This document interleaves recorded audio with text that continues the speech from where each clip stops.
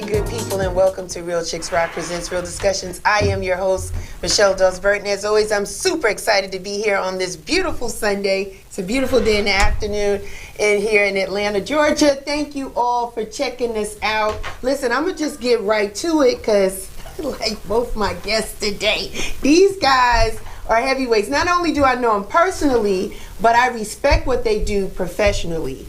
And it's just that time of year where people are starting to think about how do they pivot, prepare, get themselves straight for the new year, right? Because this year flew by. Like, we're already in November. We're looking at Thanksgiving, December. It's a wrap. Yeah, it is Thanksgiving. Like, it's over. So this year is done. So this is the informational part of the podcast that I really love to do. But I want to welcome all the new listeners and thank you guys for taking some time to check us out. Let me give you a little bit of background about what Real Chicks Rock is all about. We're all about creatively collaborating, connecting, and raising awareness regarding issues that impact women. And we've been doing this now through community service, public speaking, mentoring, workshops, and the arts. And those that know, I've been doing this. Carl just told me, before we started, he said, Michelle, I've been on your show like 4 times. I've been doing this show since April of 2016. So we've been doing this for a minute. Yeah. Before people know what podcast was. Yeah, before. Everyone's jumping in it now. Everybody jumping in. Right here. Everybody doing it. So let's get into it. Today's topic is real estate and finance. Right? We can't never talk enough about that. We rub our hands every time we talk about that. You know, there's a lot of people that want to buy a home, don't know how to go about it. A lot of people who's financed, they're, filed bankruptcy. Maybe they got debt. They just don't know what to do. So I'm going to ask all the questions. We're going to have some conversations. We're going to just jump right in. But here are my guests today. My guest today is Cecil Whitmore and Carl Agard. How are you gentlemen doing? We good. Great. How are you? I'm good. Thanks for having me back. Oh, yeah. What is this, number 5? Yeah. I'll stop counting. We'll do It's my first time. Yeah. We good friends. Oh, so no. You've been busy. No, don't feel no kind of way. You've been busy, and we'll talk about why you've been busy and what you've been doing these past couple of years. But, gentlemen, just a little bit of background. Cecil, I'm going to give you the floor first. A little background about yourself. So I'm Cecil Whitmore. Graduate of Morehouse College. Had to slam in homecoming just a few weeks ago. And I know, you the East Coast folks over here from New York. Yeah. I'm from Los Angeles, so a little West Coast over All right. the West side. But I've been in Atlanta now for about 23 years. Came here to work for Coca-Cola. I worked in corporate America for 20 plus years. And then started my real estate journey around 2018 full-time. I had my license. I got my license back in 2003. Yeah. So I've had my license now for about 20 years. And so part-time license. Grew up in Los Angeles. My dad was a real estate guy. Third grade education, but came to Los Angeles from Arkansas, bought properties, him and his brothers, and when he passed away, he left my brother and I real estate. And it let me know that wealth and how you pass on wealth, real estate is definitely one way to do it. And so that was one of the reasons why I got my real estate license. My wife and I are Married to Medicine. Yes. Hi, Dr. Simone. I get on Instagram sometime and I talk about, making drinks. I'm a home mixologist. The cocktails, yes. Mixology guy, but I also, my main thing is real estate. Yes, awesome. And finance. Awesome. Carl, tell the people a little bit about yourself. All right, well, Carl Agard. I got magazine, Boss Excel magazine. My magazine is on financial literacy, entertainment, and I do a lot of tips on real estate and credit in there. I started out in Brooklyn, originally from Brooklyn, New York. I was the youngest black independent real estate broker in New York in the mid-90s. I came to Atlanta in 2001. If you had a New York license, they give you a Georgia license. So I just came here, and it was around the time when everybody from New York and New Jersey was moving to Atlanta. So I moved half of New York and New Jersey down here. Then I started doing a lot of the music industry folks out of LA, moving here to Atlanta. Had my own mortgage company for a while, was building homes in Charlotte, out here, St. Louis, rehabbing brownstones.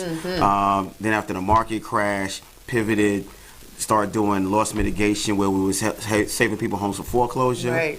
Then during that time, started picking up credit repair, more small business financing. One thing I learned just over the years is always pivoting because things are always changing with the we'll times. Talk about that too.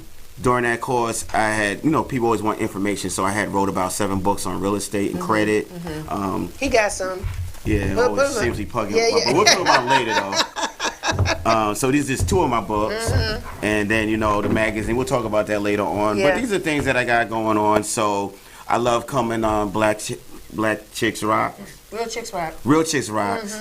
Talking about financial literacy because it's very important to know what's going on out there and stuff like that. And I always appreciate you trying to put good information out to everybody out there. You always do that. I'm trying. So let's jump in, gentlemen, because I wanted the audience to know your experience and where you're coming from. And you're not just somebody that Google this or have an opinion.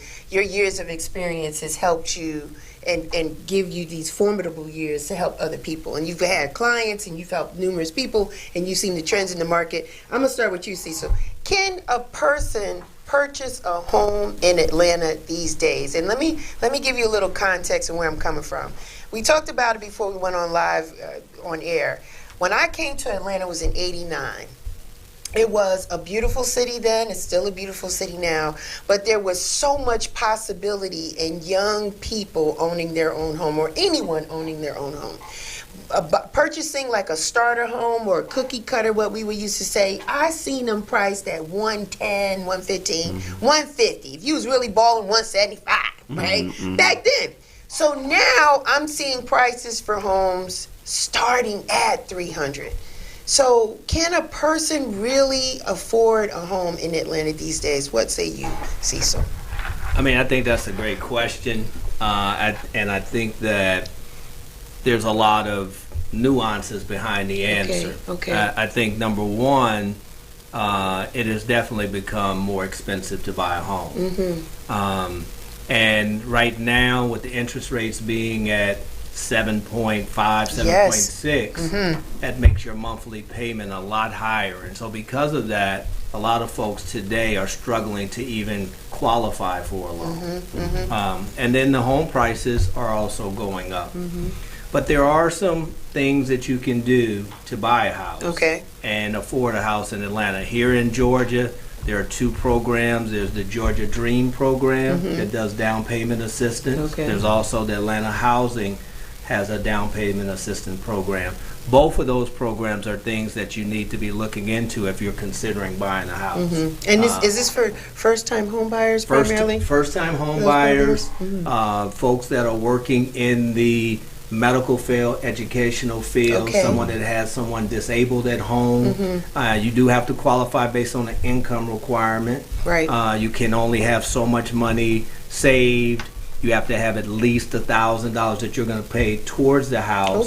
But there's some opportunities to do that and affording a house in Georgia. The other thing I would say is that you don't have to necessarily buy a house to get into the home market. You also can buy a condo, a townhouse. And so let's make sure that we talk about that too, because I think sometimes people just automatically assume I got to get a house.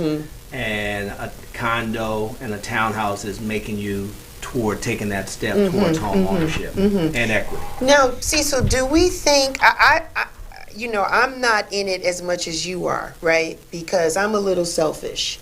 Once I buy a home, I'm good. I'm not really checking for mortgage rates or things like that because I'm planning to stay in the home for quite some time. Now,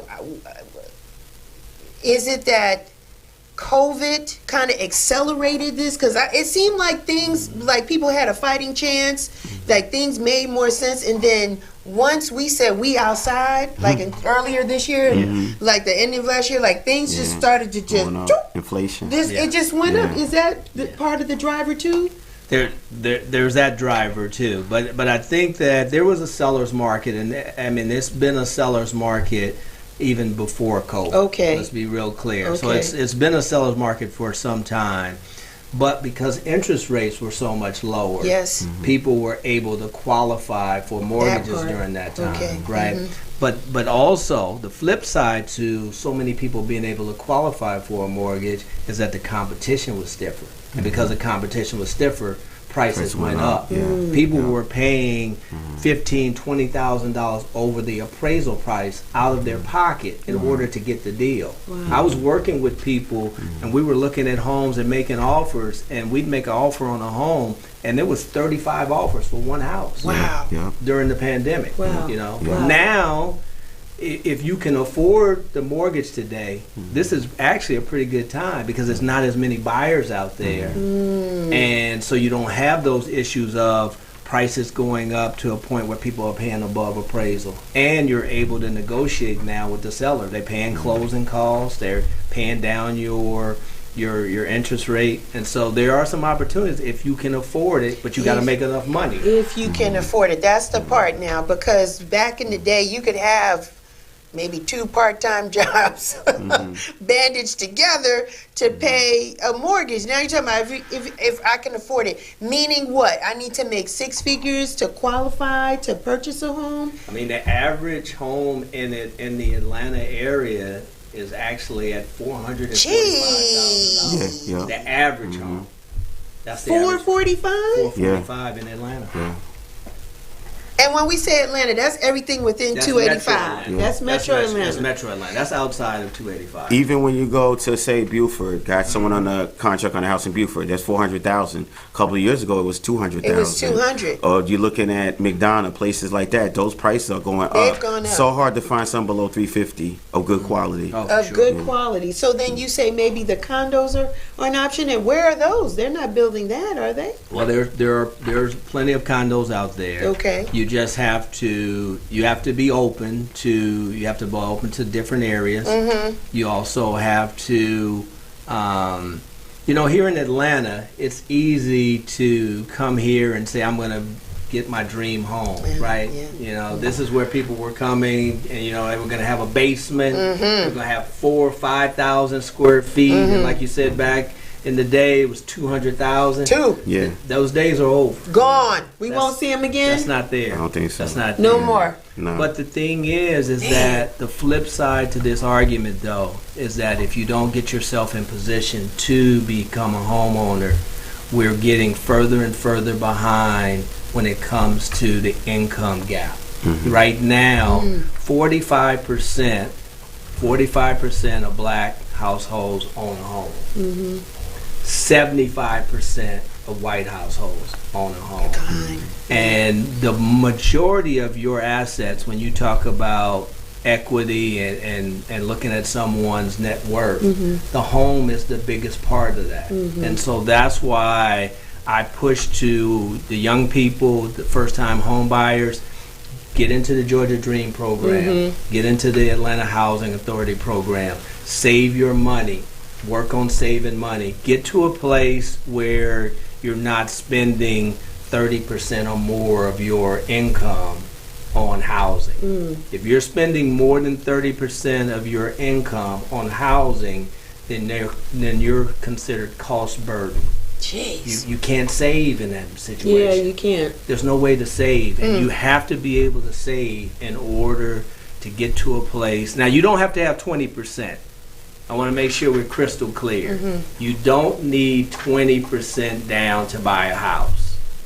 But if you're buying a $300,000 house today, I would say to you, think about at least 3% down payments. That's $9,000, or 3 to 4%. So between $9,000 to $12,000 you need saved up for a $300,000 house. Wow. Okay. And you're going to need another 2 to 5% for closing costs. I always tell people another 3%. So that's another $9,000. So we're talking 18 to $20,000 big numbers saved in order to buy a $300,000 That's house. big numbers, because back in the day, 3%, 1%, that might have been a couple of thousand. Easy. You could have borrowed that from two people. Yeah, $150,000 is not bad. And I mean, back around the 2000s, with the new homes, you was able to get the closing costs covered by the builder. That is correct. Now the challenge is getting the closing costs covered by the homeowner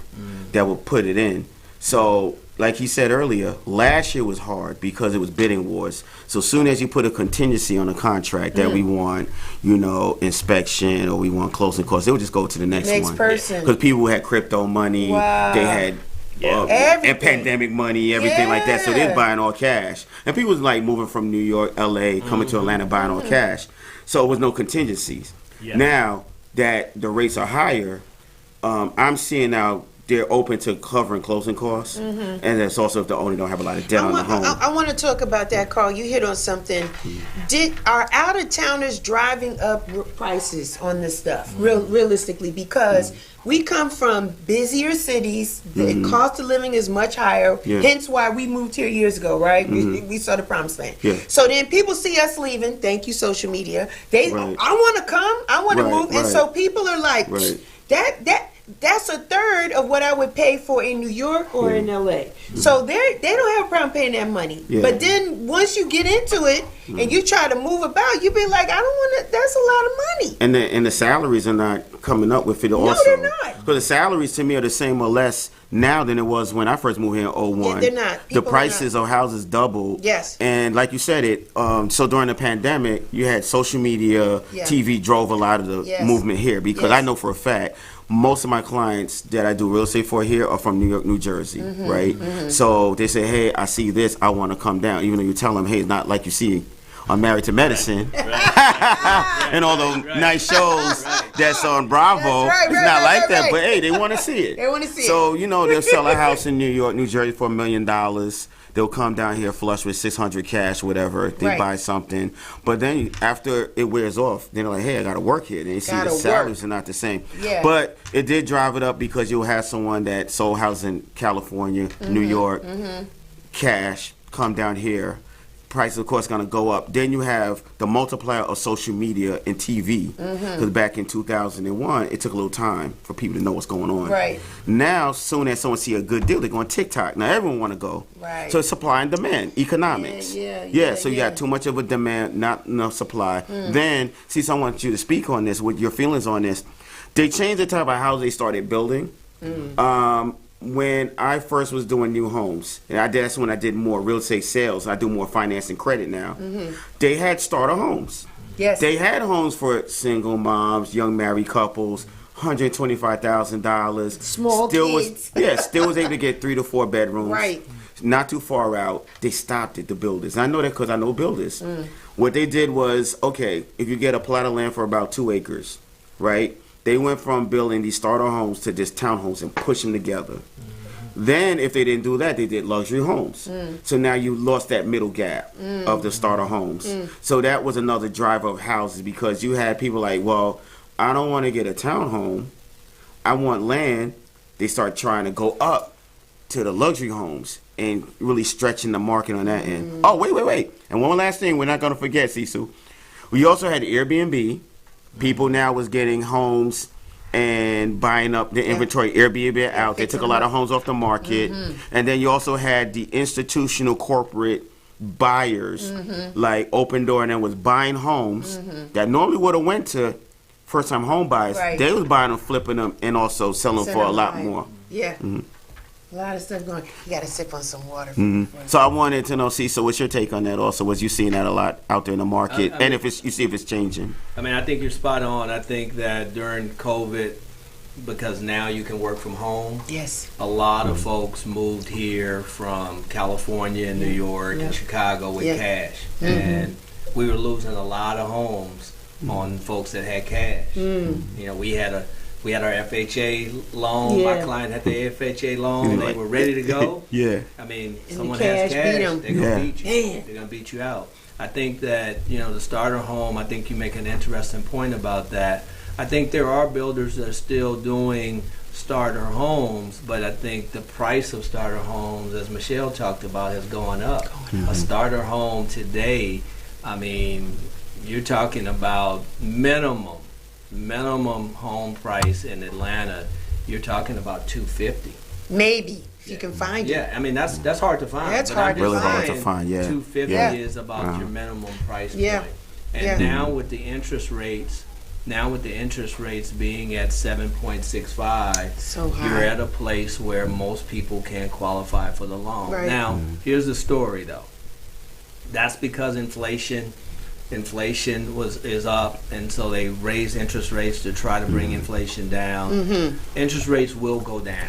Thank you. I was going to say that. Didn't I say that? Yeah. Wait, I'm gonna tell you. Let me. Because we know there's ebbs and flows in the market. Let me jump in because being in finance and real estate finance since the '90s, I saw all these cycles. Trends, yeah. So I told people next year's an election year. Using an election year, they like to make people go to the polls happy. To make them happy, you got to lower the rates. And another thing also, when I bought my first house in Brooklyn in 1997, rates was 8%. Homes was a lot lower. But it took from 1998 all the way to 2020 for it to go down to 2.5. We're talking about good 20 years. 20 years. They raised it in reverse from 2.5. I know I sold a home to somebody February of 2022 at 2.5 a VA loan. Exactly a year ago, I did a house with someone with 7.5. It went back. You did 20 years worth of interest rate rising in 1 year, and it shocked the system. Yeah. And unfortunately, you got people that powers that be that don't do economics. They just do it and figure it out later on, and that caused another shock to the system. So I believe that next year they're gonna have to adjust it. I tell people a good point is like 4.5, 5 points. Yeah, it might that not go to makes sense. 2.5 again. I think that was historical. Yeah, I don't think we ever see. Yeah. I don't think we ever see 2.5 to 3. I got that. If you're waiting on the sideline for 2.5, 3, you might be on that sideline. I got that 2.3 because Cecil was my realtor. Yeah, in 2019, and so because I lived out of the city, I wanted to be closer, and so I'm in a historical kind of, neighborhood, and it's an old home that they fixed up. They threw a couple things on it, but I saw the vision for it, and so I got in there, and I got in there for the twos. So I was still shaking in my boots because there's some twos I wasn't used to, but I had to look at it for the long-term goal. And then I got in at a good rate. Then prices went down, and I refined. And we're going to talk about this in a minute. But I did a 20-year because I was like, I don't want to be, because I'm like, I'm in my 50s. Yeah. I said, I don't want a 30-year loan, and I'm in my 80s. I remember when you was doing that. I remember when you bought the house. I remember when you was refinancing. Yeah, you know what I'm saying? Yep. So I said, I don't want to be in my 80s, so let me shrink this down and add some stuff. We'll talk about that.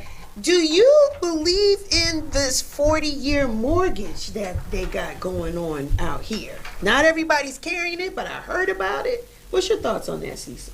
I hadn't heard about the 40-year mortgage, but what I would say to you is this: I think if a 40-year mortgage gets you into home ownership, then I'm for a 40-year mortgage. Then you're gonna go for it. Okay. I'm for a 50-year mortgage if we can get you into home ownership, because I think the important part is this: is that what home ownership does for you, you have a built-in savings account. Every time you pay your mortgage, you're paying down the debt, and when you're paying down the debt, you're adding equity. And if you buy in a good area, right, you buy where it's appreciating, and you're paying down the debt, you're going to be building wealth. And the folks that have money in America are folks who own real estate. Let me say this. You said something very key. An area that's appreciating. So does that mean we need to be in areas that are more diverse or more of a working class? Because I'm seeing them building townhouses, it looks like townhouses, in the Greenbrier Mall area off 285. Is that an area that we would consider we're all going to appreciate, or do I need to move somewhere else where everybody in my neighborhood doesn't necessarily look like me? Well, I love the question. I love the question. It's part of what I do every day when it comes to clients. Is that I do think as black folks we have to be smarter where we're spending our money. Okay. Now that's not, I'm not saying it from the perspective of not buying in the areas like by Greenbrier. I'm saying it from a standpoint of seeing the vision of the city and not being slow to act on the vision. You know, I get disappointed and upset with our people sometimes because we are, in some cases, leaving some of the most appreciated areas around. Yeah. I mean, when you look at what's going on in the West End, and you look at what's going on in East Point, and in Hateville, Adair Park, and in historic College Park, we got to do a better job of not being so caught up in square footage. Okay. And go back to the concept that they always tell you in real estate: location. Yes. And when we start doing that, we're going to be buying properties that are appreciating. Yes. So I would argue that some of the stuff that I'm seeing going on around Greenbrier might be a much better purchase than moving too far out in the suburbs, Right. from an appreciation standpoint. Okay. I mean, when you look at like appreciation in Atlanta, I pulled up some numbers, and so Midtown in 2016, the appreciation value in Midtown when you bought the place in Midtown in 2016, it was worth $224,000. Now it's worth $366,000. That's a 38.7% appreciation value. In North Buckhead, $440,000 in 2016. $626,000 today. Wow. That's a 23% appreciation value. In Old Fourth Ward, 200. You could have bought a place for $203,000. I know that's right. Now you can't even walk your dog over there. Come on. $392,000 right now. That's a 48% appreciation value. So we got to be smarter about not necessarily having the biggest house. Yes.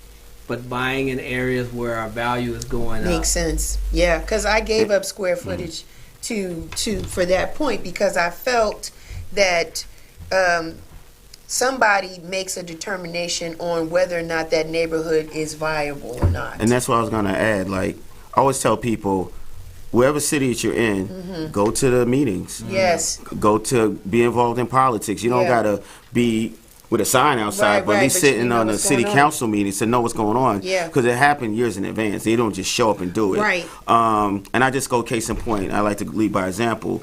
I was in downtown Brooklyn when I first bought my houses. Right. But by me, working on different political campaigns and going to the community board meetings, everything like that, being on the board of directors of a nonprofit, I knew about things that was going on. So I knew about the Barclay Arena well in advance. So I had a co-op 2 blocks from the Barclay Arena, bought for $35,000. We just sold for $500,000, and we did no work to it. And it was a 1-bedroom, probably the size of this studio right here. Right. But a lot of it was just doing research. I tell people, you got to know what the local schools are doing, the colleges are doing, if they're expanding. For example, Georgia State, when the Braves moved, right? Yeah. Someone with no vision would say, "Oh, the Braves was going to go down." No, you go down and buy it, right? Because look, Build it up. I knew right afterwards that Georgia State was going to turn that stadium and they start doing all that development. Now it looked completely different. It's totally different. They finally got a Publix. Yeah. And how long have people wanted a over Publix there for years? When those townhouses first was built up in 96 or because my ex-husband painted, he did some work over there, and we were like, wow, this is a great location. Where are they going to get their groceries? Where are they going to shop? Right. And promises were made, and it was never delivered. And so now there are townhouses right there. That's called the area Summerhill. Summerhill, And it's 900,000, and you could barely do this in your drive. You can't even and the older ones that was across from the parking lot, I flipped one time. You did. So when the market crashed, I picked one up, did a short sale. I got it approved for $75,000. The guy owed $175. I flipped it for $150. Wow. That was my thing with flipping. I wasn't a buy and hold as much. You got different phases of real estate you want to get it. But that same one for $175, that person now that got that house is now probably $350,000, $400,000. Right. Right. And what I was saying too, by me moving from where I was out in the suburbs and buying what I bought, I had the vision. The location is great, and in a matter of a year, the bank is telling me this is what it's it's already worth its weight, and I'm just gonna sit, because of the location is great. Yes, I gave up square footage, but you know what? But then you get other convenience when you live in the city. You got more stores. You got to look at this. Oh, tell me, you got to look at the schools, what the school's about to do, amenities, stuff like that. Everyone got to look into what's best for them when it comes to stuff like that, And I always tell people, do your own research. Just don't go off of TikTok or what your homeboy said. Do your own research and see if it's adapting to what you want to do with your life. Yeah. Let me ask you this, Carl. credit scores. Like, that's important. Some people don't even know what a credit score is. Don't even know how it comes about. When I got in this game of first putting my name on signing on a mortgage, it was TRW, TransUnion, and Equifax. You said TRW? Who you went back with that way one? back. Wow. I'm talking about, like, I've been in the game where you sit down and you sign, and it's 30, the pages you're signing your life away. Now it's so automated. You ain't even got to show, like, you know, it's so advanced now. But credit scores, what does a person need from a credit score perspective to even be considered or think about home ownership? Well, bare minimum is like 620. They could go down to 580 with FHA, but we know the scoring models are all different. You know, you got Credit Karma, which is Vantage Score. Mortgage Company use a FICO 8. When you go for a car, it's going to be another FICO model. Right. So I always tell people, you want to get to about 620 minimum, but really want to be at 640 because your scores are going to fluctuate, especially now because of the algorithms. So I'm here to give the tea on the algorithms and just a little bit. So I was doing mostly houses up until about 08, 09. After the market crashed, then I started doing more financing. So I started doing more foreclosure prevention, short sales, financing, mortgages for investors, small business financing. So dealing with that, I had to learn more about the credit side. You know, because before I didn't deal with it as much because the mortgage brokers did. But the last 10 years I dealt more on that side. So I started learning more and more about the credit score, the algorithms, what makes it go up and down and stuff like that. To a point that we started doing credit repair in-house.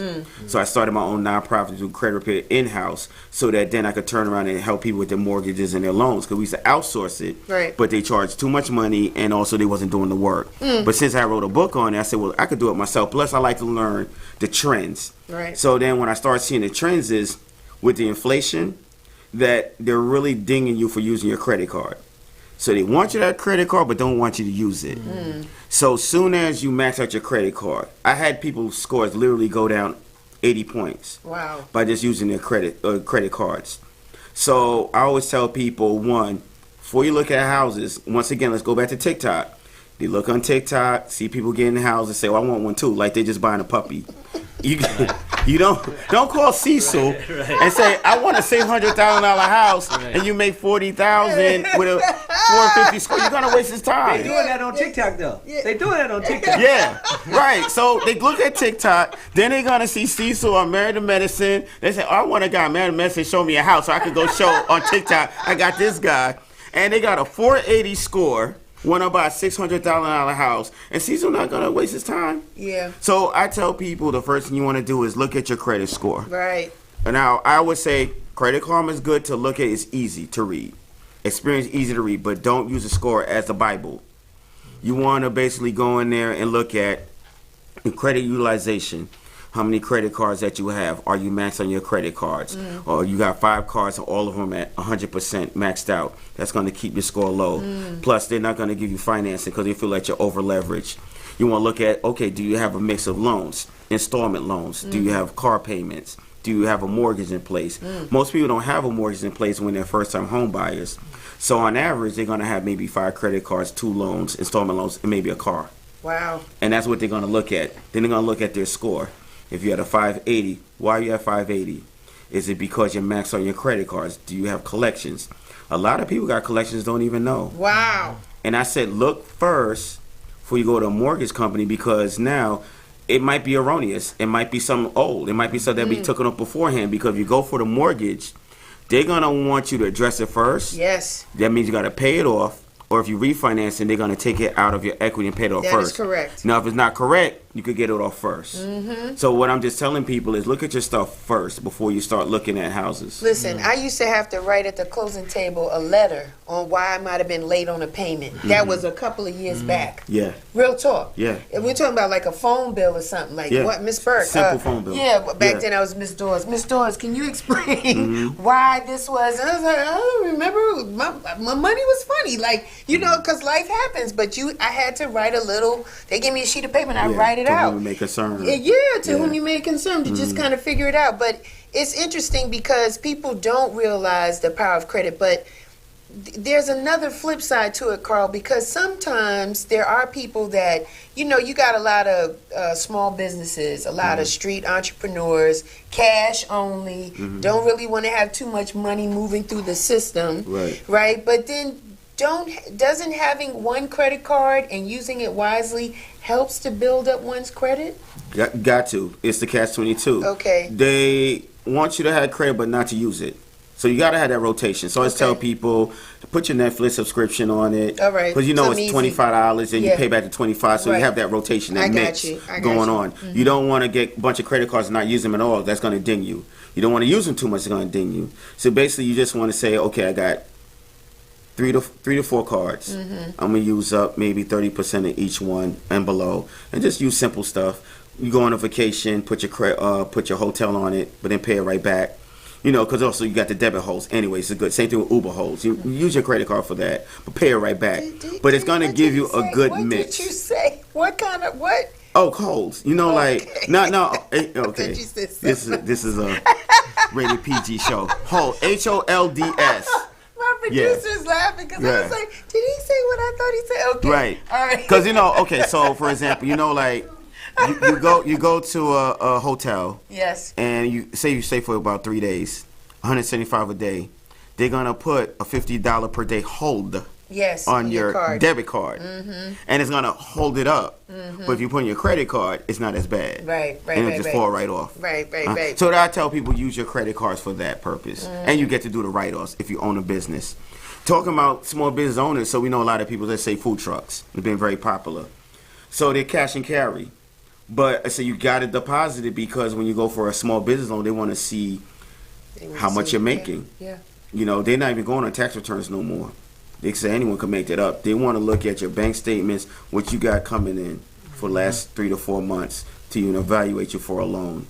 So I tell people, borrowers also, they get cash. Yeah, all the time. And they don't want to deposit it. You got to deposit it. Everybody want to see the paper trail. They want to see where the money is going. So not only you got to look at your credit, you also got to look at your financing, your tax returns, and also for first-time home buyers, your tax returns, your W-2s, your pay stubs being organized.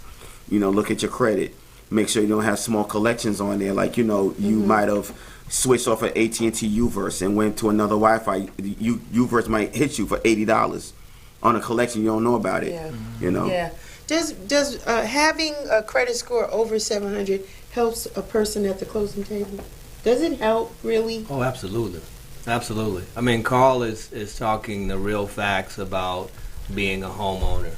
I mean, you have to follow those rules of getting your credit in line and having the money saved up. But to your question about your credit score can determine what kind of interest rate you're getting. So someone that comes in with a 640, as Carl mentioned, they might qualify for this interest rate. Someone that comes in with a 750, they're going to get a lower rate. And so a lower rate means they're paying less per month. Correct. For the exact same mortgage. I mean, and that's unfortunately, that's been the problem when you start talking about housing disparity among blacks and whites. Is because our credit scores have been lower. Right. There's been discrimination on how lenders are looking at your application. Black applicants are more likely to be denied for a mortgage than a white applicant, and so we have to use the system. And using the system, as Carl mentioned, is knowing your information, doing all of the things that you can do to be successful, because the system is out there for everyone to use. It's our ability to take the system and use it to our benefit. That's improving your credit score, that's spending less, definitely spending less than 30% of your household income on housing, and then that's saving money. Yeah. Those Starbucks runs, you got to cut that out. And let me tell you, so not only with houses, it's also like even with small business lending.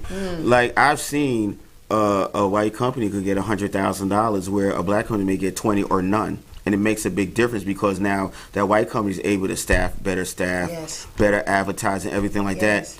$20,000 for a small business owner, that money's going right then on overhead. Yeah. And they're always behind the 8 ball. Always. You know. Always. Yeah, That's a and whole issue. I'm not saying it from a perspective of, oh, woe is me. I'm saying it more from a perspective of what can we do to, what are the steps that we can take Right. in order to bridge the gap. Right. So how can we get to a place where we have more than 50% of the black population owning a home? Right. Right. Right. And so those are the kind of things that we have to talk about. And I think, and Carl talks about it with social media, don't be embarrassed around saving. Don't be embarrassed because you decided to get a less expensive apartment so you can save more money. That's the name of the game. If you got to move back in with your parents, If they let you. and that's a story.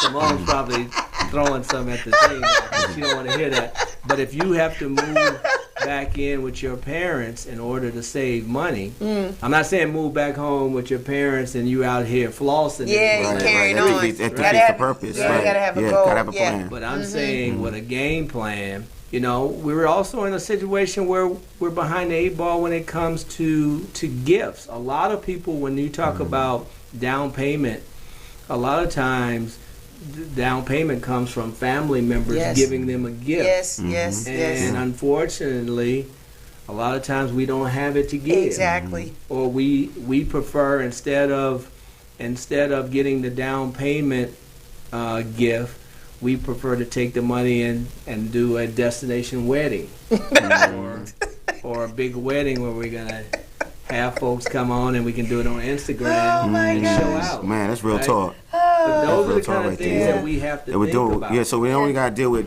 outside forces. We got inner forces that's Yes. been going on Yes, on yes, both ends. yes. And something that he said about the gift. For example, like white people, they got the insurance game. They do. And it's generational. They have insurance. So when grandma died, grandma leaves them $1 million, so $500,000. They Yeah. got 4 people now because they're married. Yeah. So I've seen people with my own eyes get up to $2 million in insurance money, so they're able to buy homes, start businesses, do everything like that. Right. Well, our family is on a GoFundMe.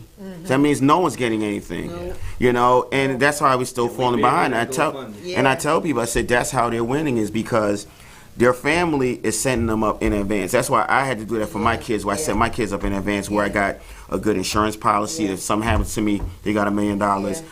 The property that I talked about earlier that I bought in Brooklyn Yes. for $35,000, that was for them. They wasn't even born yet. Yes, So yes. as soon as they got to college age, we sold it, liquidated it. They got their money. Money to go to He want to go college. to Howard, he goes to Howard. Right. He's living on campus in a nice high rise. He's good. Yeah. And also, I taught him money also, and the money's in his account. Yeah. He had to manage his own money. Right. I didn't say, well, he don't see it. I want him to manage. So if you jack off 6 figures, you could That's say, what damn, my dad gave me 6 figures and mom, and I jacked it off. No, he's managing that money through That's college. good. That's good. And same thing with the other one. So, but that's what I saw. Yeah. With the I see it people too. that taught me the I see it finance too. game. And you the, know? and the language was a little different, Carl. Before it was GoFundMe, it was French fries. Or can y'all donate? Right, Right, it was You really French going back fries. with this Real podcast. talk. Right. It was TRW French French fries. It fries. was like, Yeah. you know, Rashid and Rashid passed, and we don't really have it. Could you chip in Come on by it? a plate.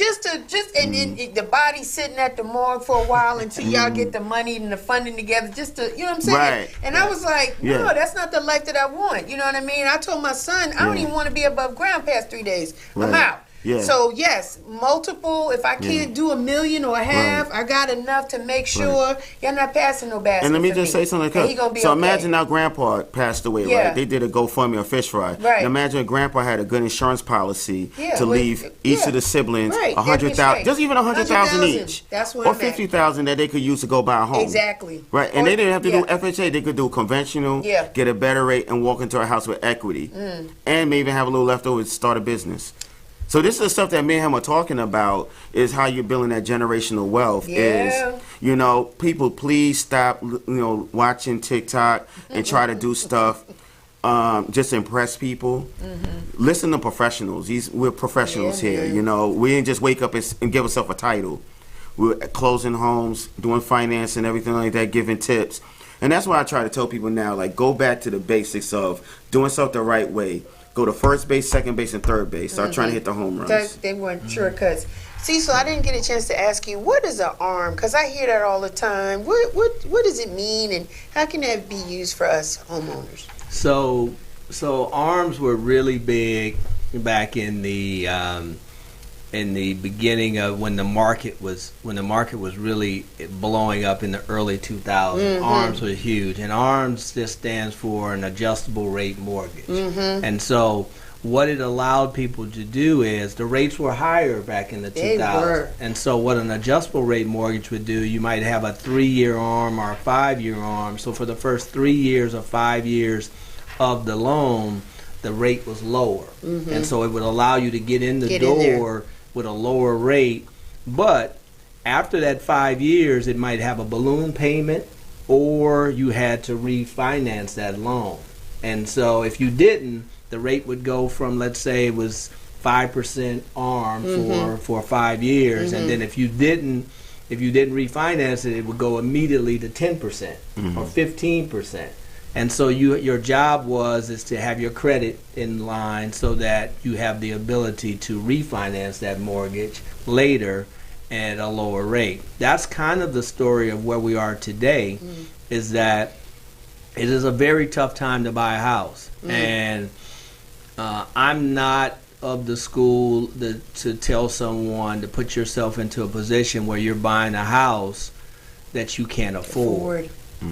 And you're paying 30% or 50% of your income in order to have a house. It's not the time. But during this time, this is your opportunity to go to what Carl was talking about. Work on your credit now. Save your money now. Get yourself set up so that as the rates lower, and they're not going to lower to 3% or 2%, but as the rates lower, be in position to be able to get a loan, to get a pre-approval for $300,000, and then find a real estate agent to work with you to find a good place in a good area. And don't be so caught up in square footage, and don't be so caught up in the suburbs, because we are leaving. We start talking about gentrification. Yes. We are leaving some of the best neighborhoods in the city. And we got to do a better job of that. We can't complain about gentrification if you had the opportunity to buy there also. Right? Yeah. And so that's the thing that I talk to people about all the time. When you see a trend, as Carl talked about, when you're following what's going on in your city, and you see things happening like the Tyler Perry Studios, when you see that being built, don't be surprised when all of a sudden you start seeing others moving into the area, because they see the vision of what's going to happen in the next 5 to 10 years. And we got to be smart. But the language to those people that don't look like us is different. To Carl's point, and yours, Cecil, that the opportunities are extended. Hey, so-and-so. Hey, Margie. Hey, Bob. Did you know about this particular program? You know that if you buy in this neighborhood, you get a home equity assistance to help build it up. And oh, by the way, there's going to be an extra police presence in the neighborhood to make you feel safer. Schools are going to get better. You know, and there's a park there that you can walk the dog and your child and all this kind of stuff. And they go, you know, well, Bob, you know, we've been thinking about it. And so all of a sudden you see them, they're just popping up. The language is different for them. It's more invitational for us and more inviting for them to be there. There are some of us, Cecil, that are willing to be 10 toes down, see the vision, stay into those neighborhoods, and it takes a long time, but they do it.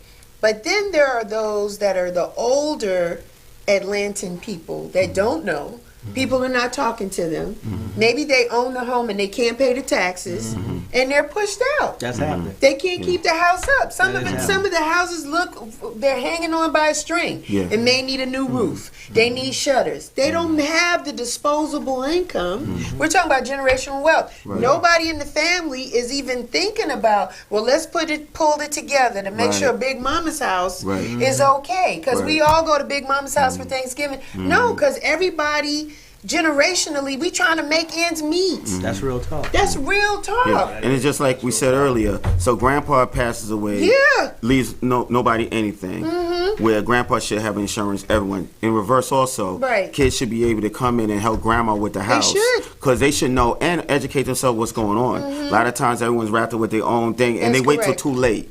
That's correct. To be like, oh man, all this is happening. It was always going on for 5 years. You just didn't take the time to find out about it. And it's not even like you got to look under a rock. It's just, it's kind of there. Yeah. But they don't. And then, you know, and then like you said, grandma losing the house to taxes. Yeah. But someone there had the money to help her out. But everyone get kind of selfish in their own ways about it. Then when it's gone, they complain about it. Yeah, because I've seen, I know some people that have lost homes, good, like Decatur, like downtown Decatur, like East College. Yeah. That's a hot thing. And then she'd been there all this time, and then all of a sudden she moves out. And same thing with a small business. You may have a family member in their 50s or 60s have a strong business, a restaurant, and the kids don't want to be a part of it at all. But they're gonna work for another restaurant with a hookah lounge and get fired when they could have been working with the family's restaurant and build it up. But the others don't do that. The family business is a family business. Everyone is chipping in.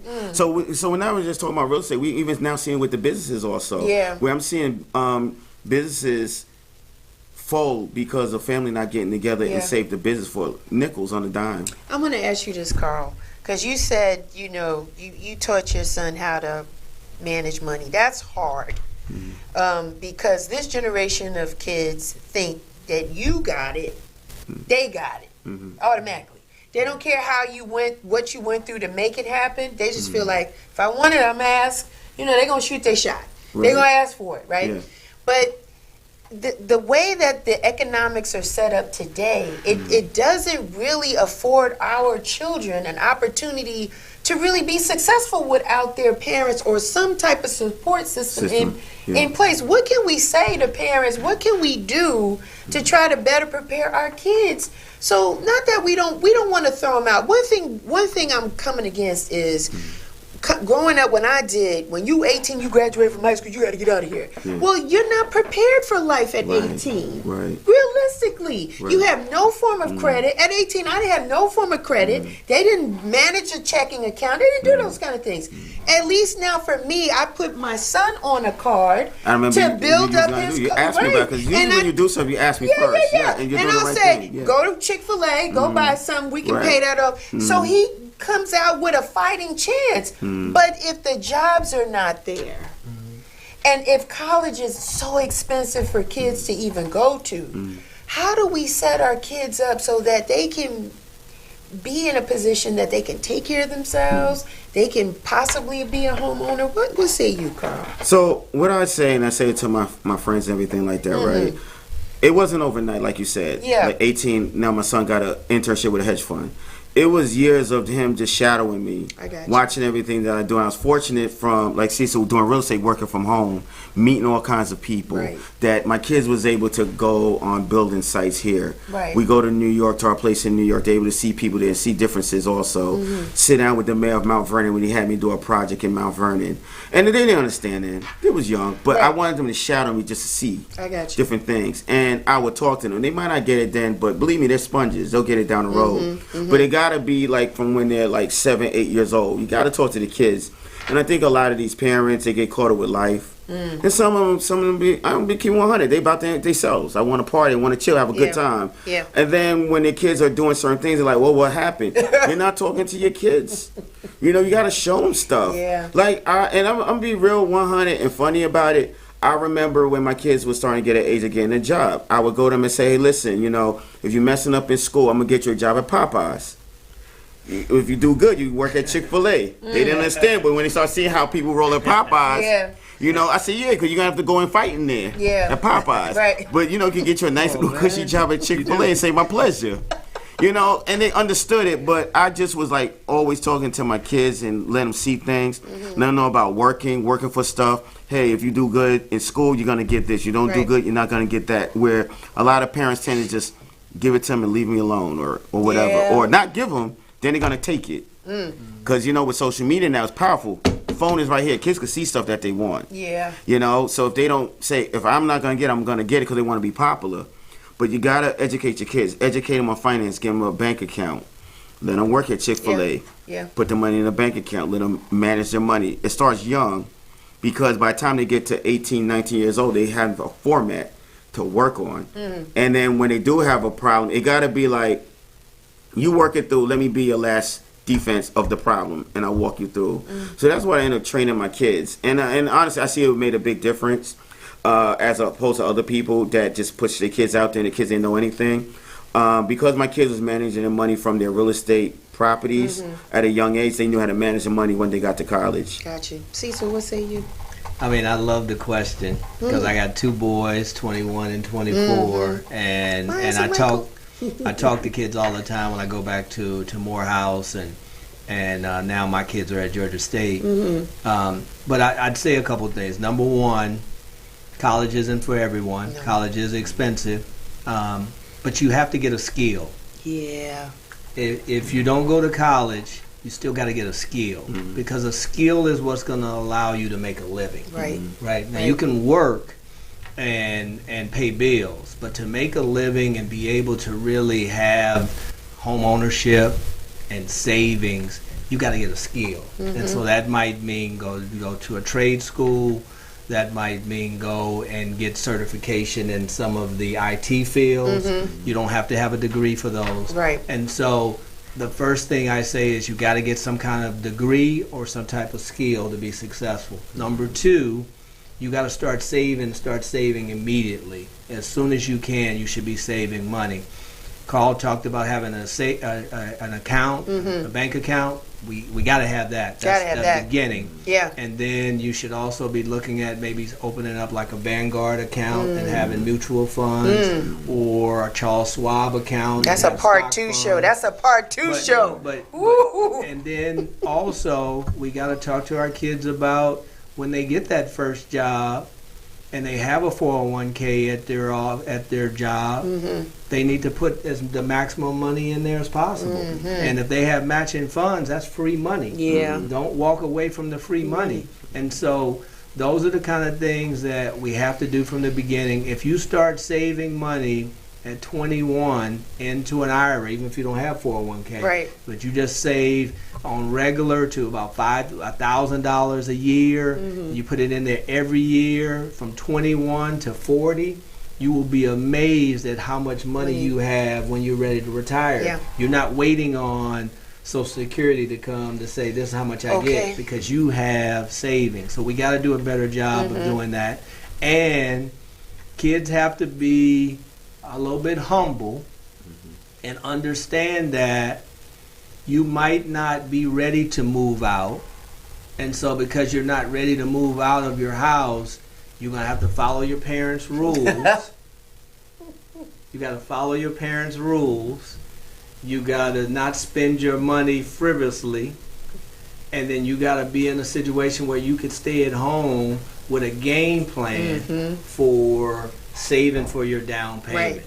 A game plan for starting your retirement savings. If you're staying at home and your parents see you buying all of this fancy stuff or smoking marijuana every day, that's not gonna be conducive, right, to the plan, for the game plan. But if a parent sees you, my dad used to always say, as long as I see you taking care and helping yourself, I will always help you. Yeah. And I think that's what most parents believe. Yeah. If they see you with a game plan, they see you saving money, you could stay at home following the rules, of course. Following the rules, but you could stay at home and save money. And be in a situation like some of the others that when you leave this house, you move into your own house. And that's where I got to see us get to. I want to see us leave our parents' house and move into our own house. Even if it's a condo, even if it's a townhouse, even if it's the smallest house, we got to do a better job of getting that house. Yeah. And change your circle of friends too. You know, that's very important.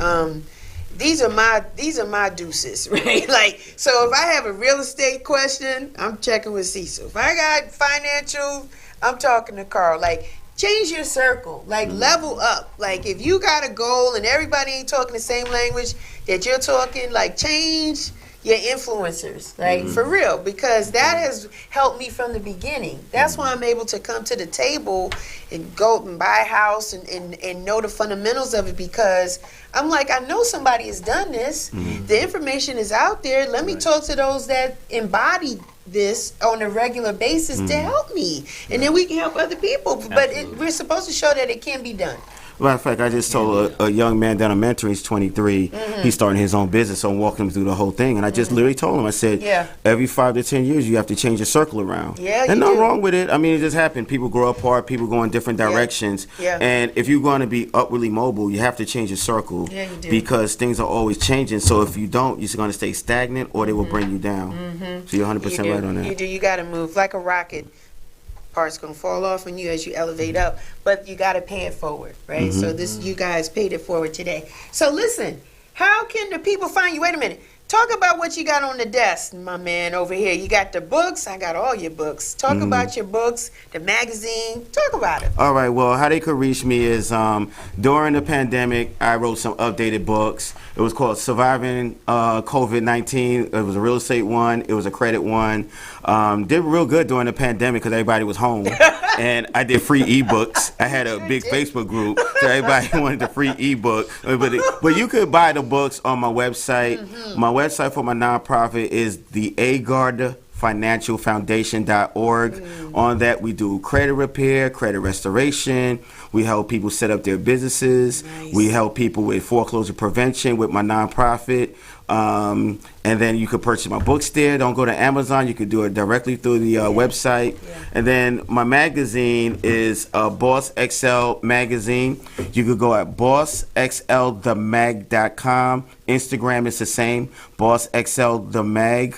And basically my magazine is on entertainment, entrepreneurship, financial literacy. We're going to get Married to Medicine in there. He's going to know a lot of folks in here already, you know. But what I do is, you know, I just noticed that there was an alarming trend of negativity in terms of media, celebrity gossip. Because I had the means to also get information out there, I said, let me do something where people that's on TV, radio, singers could talk about what they got going on. Because a lot of them got stuff going on. They got nonprofits. They buying real estate. Some of them got out the music industry. Now they're behind the scenes. You know, and I got tired of people saying, oh, what happened to such and such? I heard they fall off. No, he's doing good. He's doing something just different. Not out there, but he's doing great. Doing something different. So, and then also I put a lot of my real estate tips in there, credit tips. We have a lot of experts on real estate, like Cecil gonna be writing about what he just talked about today, you know. So that's what I got with my magazine and my books. Nice stuff. And then y'all could check me out also on Instagram, _the money expert. Right. Cecil, how about you? How can the people find you? So CecilWhitmore.com is my website. So you can go there if you want to. If you're thinking about selling your house, if you're thinking about buying a house, you can reach out to me there at CecilWhitmore.com. You can send me an email at CecilWhitmoreRealestate@gmail.com. Any questions that you might have, you can send it there. I'll respond to you at that point. I'm on all social media, Cecil C. Witt on Instagram, Twitter. Please reach out to me. I want to help. I'm in the business of helping folks. Yeah, he likes helping. I'm not in the business. If you just want someone to open doors, I'm not your guy. If you want somebody just to agree with you on real estate, I'm not your guy. I'm going to tell you the truth. I want to see us win, and all my clients, that's my job. Awesome. This was love it. I need a part 2. Can I have a part 2? Oh, always. This was really good. It went fast, too. It went fast. Like I needed there's so much stuff we didn't get to touch on, but we did good. But we did fundamentals. We did 101. And so I'll bring you guys back and we'll talk some more. Listen, that's my time. You know me, Real Chicks Rock. I'm everywhere. Check out the website, realchicksrock.com. Cop that merchandise. We got that out there. I'm on formerly known as Twitter, X. Now, right? It's on X. Facebook, Real Chicks Rock.